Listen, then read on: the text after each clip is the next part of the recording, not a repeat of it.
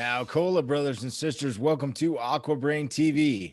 On this show, we chat snow skating and other board sports with Jeff Tulloch. Coming to us from Boise, Idaho. You can find Jeff on Snowskate Jeff. That's at Snowskate Jeff on Instagram. Jeff, how's it going, man?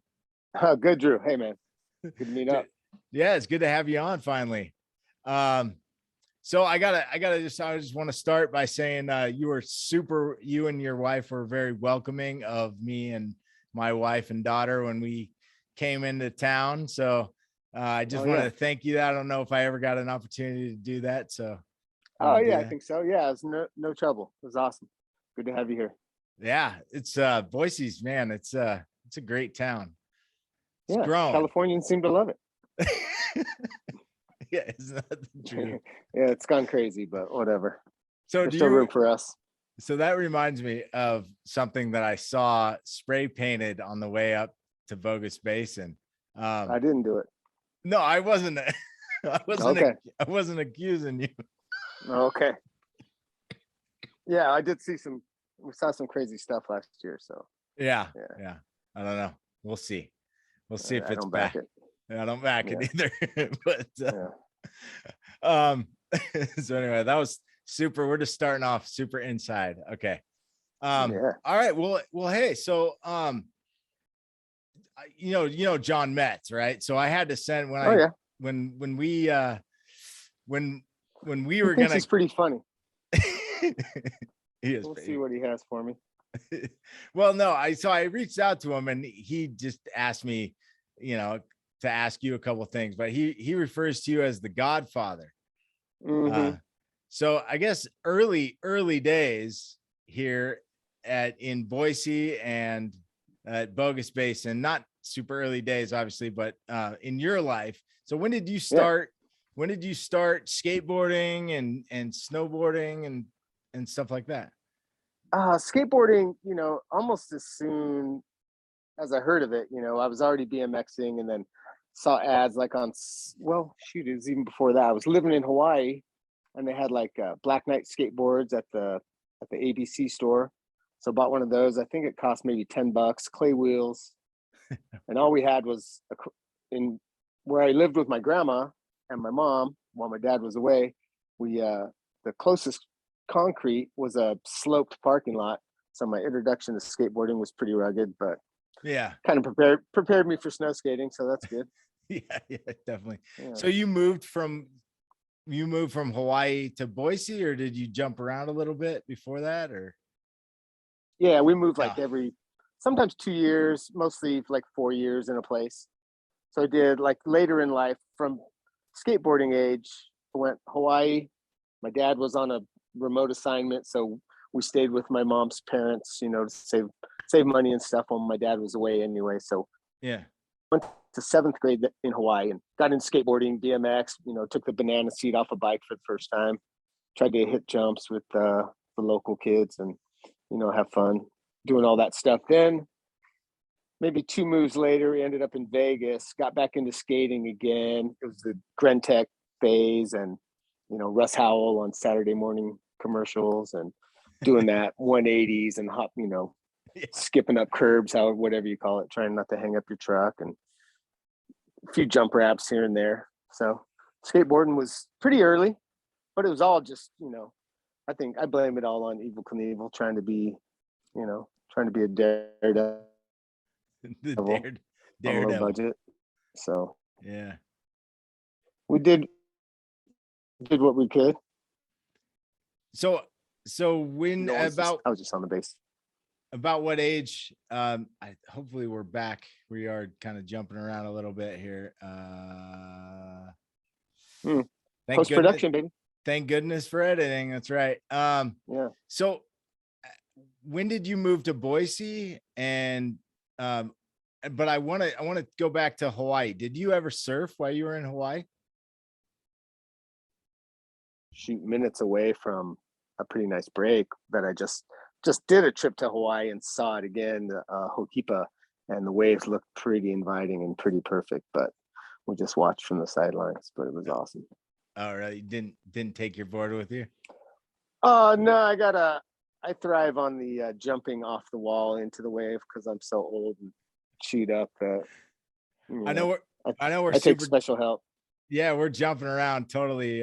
But I want to talk a little bit about that. So how long have you been surfing the break there at Boise River? Oh, the river surfing since it had been going on for a few years. My friends would tell me about it. It was like, but then I finally went down there from Munich, these German dudes from the Eisbach wave. So it's kind of helped each other into the river area. I came up to Boise. I went to high school in Mountain Home, which is just down the road, and then came up to Boise for college and did I think 3 semesters, and then I bailed after my second spring break. I was just like, I've had it. I'm going rogue. Got in the punk scene and just worked and played, and that was it. Kind of the second year I got into, it was before snowboarding, so it's like I love skiing, and I had to work to have any money at all, and going to school, and then something had to go. So that thing was college.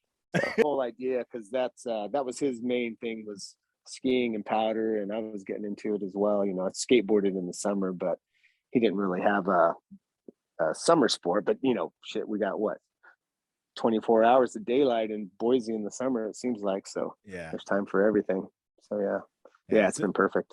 It's a beautiful place to dink kind of quarter pipe. You know, we were getting Thrasher mags and trying to figure out how to be cool on skateboards.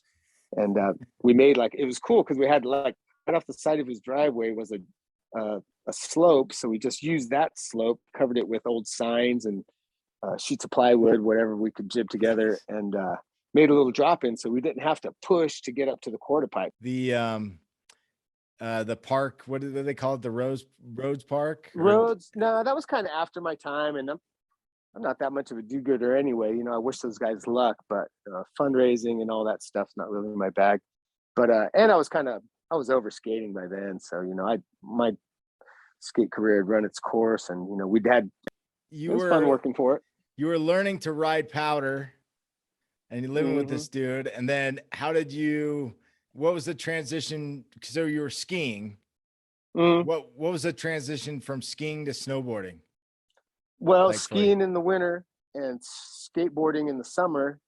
And then I had some my punk rock friends. As soon as I put on skis and felt that rush, man, I was sold. And I couldn't even ride powder, you know, it was just kind of pointing it down the hill. Yeah. But I was sold for life. And you know, then when those two things got together, as hard as it was to humble yourself to go from being a pretty good skier to learning how to ride a snowboard, it was pretty terrifying back in the day, to tell you the truth. It was, you know, you're just signs are when I'm riding up the stay off of those. What are the Pine Creek? You know, I can tell like, yeah, yeah, he dropped that. Option, and you know, still isn't, but they do have powder and whatever. But anyway, we're up there, and one of the guys, Pat Melandoski, pretty famous cat driver, bachelor, and the parks, you know, High Cascade and all that stuff. I saw him. He was there to do a site visit, and I think he was teaching his daughter how to snowboard, and he was on a snow skate. No. And I had seen, this wasn't allowing, but you know, I didn't really care about it because I was skiing and having fun, and I'd see my friends floundering around when they were hiking. I went on one hike session with them. I was like, oh yeah, this is pretty cool, but you know, it's a lot of work walking around. I was like, it's not that much fun. So I waited till a couple of my friends that really didn't ski that much see him. You know, I was probably 85, pretty early. You know, it was no backhill stuff, but yeah, the next year, and it was on, dude. Nice. Yeah, nice. Yeah, I mean, so do you ski very often, or you? No, those muscles don't work anymore. Yeah. I got in ski boots to try to help the kids learn to ski, and my legs just seized up. I got calf cramps, and he found out about snow skating first, and so him and I would team up and go. I think we were sharing a board, maybe we had 2 boards, and we figured out we could ride a little bit of powder on them and stuff, and kind of lib tech. I have it. Where is that son? That one right there. Can you see it? The white, the white one with the Capita sticker. That's the first one. Anyway, they had sat in the board bin, a real cool board shop up in Ketchum, and they had sat there for 2 years. So I think we had a pretty good deal. We each bought one, It was good luck, dude. And I was like, right on. So we went up there and floundered our way down the first couple runs, and just figuring it out, going from like a tiny little hill, beginner runs to like, oh my God, I got to get down this 1,500 vert mountain with mix. There's powder, and it's like, oh, where I'm run. And then so we did a mix of everything, got down. It was an epic adventure. And I think I stayed on that was our new spot. And, like try to get and then eventually find the run that you could definitely make it down, the safe ones. Like, oh yeah, this isn't frozen, because every day is not a powder day when you can get the day off to go riding. So got to make sure you can make it down without dying. So I see behind you, you've got it looks like a Florida powder skate and a chill. Is that chiller? Yeah, mostly chillers. Yeah, I got a bunch of chillers. Mark and I are pretty tight. He's gotten out of making boards lately. He's but he still makes enough for him and his friends. But I got a lot of chillers. The Florida, it's probably, I've had that for years, and freaking Adam made me that, put my name on it and everything. Stoked. And I kind of got it. It was like, it feels weird, but now it's kind of my favorite deep powder board. So I'm back using that Florida on the hike days, or when we go out in some really deep snow, and it's been really, really dreamy. And then my jams, and I'm trying to support other shops. I got a few Ralstons, and Danny hooked the guy up, so that's awesome. He makes some great boards, but they're kind of hard to ride, camber and stuff. I'm used to reverse camber and a little more friendly. But I sure admire the riding that those Ralston guys used to do. I'm sure they still do it, but the Ralston team's kind of falling apart or whatever. But and what else do I got? Oh, got the Boyd Hill. Love what Bryce Rich does. He's a king. Putting on the sort of natural. That's one of the best contests going, I think. So now best get-togethers anyway. Yeah, I just did a show, and I do want to talk about the get-togethers, but I just did a show with Bryce, and nice. And we were talking actually about early days of him going up and snowboarding at Bogus. Oh, yeah. So did you ever were you aware of him? I don't think he's ever been to Bogus, really. Not really. That's some story he says. Yeah. Well, he grew up in Nampa, or he was in Nampa. I know. Yeah, I actually I picked up a press from his brother's house out in the hinterlands of Boise, somewhere in the farmlands. So I know he's got ties here, but I've never seen him at Bogus. But there's a lot of motherfuckers up there. So come on down, Bryce. What are you doing? Yeah. I don't think he believes Bogus is good, but we could show him a good time, no doubt. I'll tell you, coming from, so I was Snoqualmie Pass, that was where I did majority of my riding, and there's a great variety of terrain there. And coming to Bogus, it's like all on one mountain, or two mountains, I guess, or however it is. Whatever you want to call it. Yeah. There's plenty of good stuff. There's a lot of variety. Yeah. I like it. Yeah. We could use a couple more cliff sections or steep sections and a couple shoots, or if we had some hike to stuff that was a little better, it'd be nice. But yeah, it's awesome to have this close to a thriving city. You can get a job if you want to work. I don't know. A lot of people don't seem to want to work, but whatever. I don't know what's happening. I don't know. I don't know how that works, but more power to them. I guess. Yeah. There's a lot of, so I do delivery, and I'm not going to mention the company I work for, but it's a startup in town. And so I'm driving around to a lot. Have a cool haircut, so that's good. I know. And they let me rock it. Awesome. So, hey, what are you going to do? I figured, at a certain point, it was like, I've wanted one for years, I'm just going to do it. And then my wife's been accommodating, and she shaves it off for me, and keeps you looking good. Yeah. Nice. She likes it, she was actually out of town when I got it. So surprise. Yeah. Good news. There you go. The good news is I got it, and the good news is it ain't coming off. Yeah. Good. Yeah, she's a nice lady. She's awesome. She's awesome. She lets you take your hat off at restaurants and stuff. Yeah. Yeah. Right. Yeah. Good. Better do that. Um, so yeah. Well, crap. I gotta, this is the part of the show where I'm like, damn, we just been train of thought. I got some questions here. Let's see. Let's do it. Let's wrap it off. All right. Let's see. Okay, so I got some bonus questions. Hit me. What is a skill that you want to learn but haven't yet? Oh man. It's early season.